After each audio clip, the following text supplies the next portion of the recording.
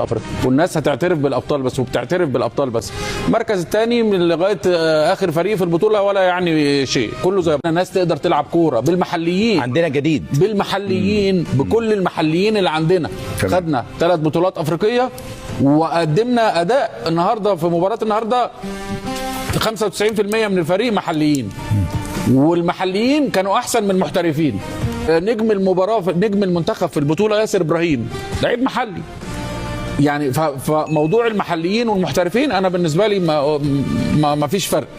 اللاعب اللي مش عايز يلعب في المنتخب يا احمد ويقدم 100% و150% من الاداء ما يبقاش موجود في المنتخب. اسمه منتخب مصر ما اسموش منتخب حد. اللي عايز يقدم 150% من اداء ومن الطاقه ومن التضحيه لصالح المنتخب يلعب.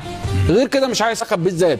النادي العب زي ما انت عايز، العب في النادي زي ما انت عايز، انما في المنتخب لا، انا اللي هيلعب وهيديني 150% هشيله على راسي. صح.